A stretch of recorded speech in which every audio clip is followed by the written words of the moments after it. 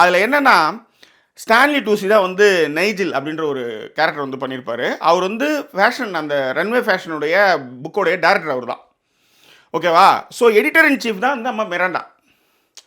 So இந்த இடத்துல அந்த பொண்ணு வந்து விட்டுட்டு தன்னை அறிந்த பெண் வந்து எப்படி வந்து தனி பாதையை தேர்ந்தெடுத்தா, இந்த மாதிரியான புற அழுத்தங்கள்லாம் இல்லாமல் அந்த பொண்ணு எப்படி தனியாக பயணிச்சா அப்படின்றது தான் ஃபஸ்ட் பார்ட். இப்போ செகண்ட் பார்ட்டு 2026 20 வருஷம் கழித்து இந்த படம் வருது. அதே டைரக்டர் அதே கதையை வந்து கொஞ்சம் மாடிஃபை பண்ணி 20 வருஷம் இப்போ மெச்சூர் ஆகிட்டா. அப்போ இன்டர்னாக வந்தா இல்லையா ஆண்டி, இப்போ அவள் மெச்சூர் ஆகிட்டா. இப்போ அந்த ரன்வே ஃபேஷன் மேகசினில் அவள் வந்து எப்படி வந்து உள்ளார நுழைஞ்சா என்ன அப்படின்றது தான் செகண்ட் பார்ட். ரைட், இந்த செகண்ட் பார்ட்டுடைய கதையை நான் சொல்கிறேன்.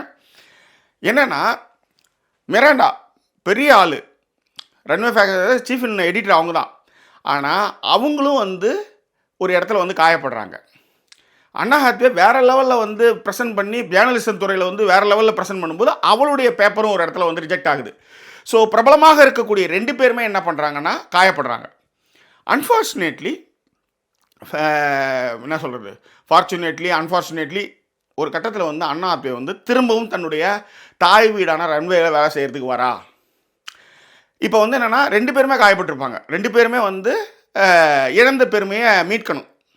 ஆனால் என்னென்னா மிராண்டா வந்து இன்னமும் மாறலை. 20 வருஷம் கழிச்சும் வந்து அண்ணாத்தை வரும்போது நீ யார், உன்னை நான் பார்த்ததே இல்லைன்னுவாங்க. ஆனால் மிராண்டாவுக்கு நல்லாவே தெரியும் ஆண்டியோட திறமை தெரியும். ஆண்டி வந்து ஃபஸ்ட்டு எப்படி தத்துக்குத்தலாக வந்தான், ஆனால் அதுக்கப்புறம் தன்னை வந்து எப்படி புதுப்பிச்சுக்கிட்டா வந்தா, இப்போ அவருடைய ஆர்டிக்கல்லாம் எந்தளவு புகழ்பெற்றிருக்கலாம். She knows very well. ஆனால் என்ன யார் நீ அப்படின்வா.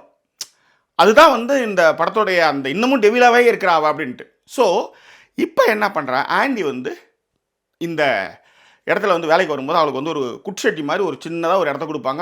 அது வந்து ஒரு ஆஃபீஸ் ரூம் மாதிரியே இருக்காது.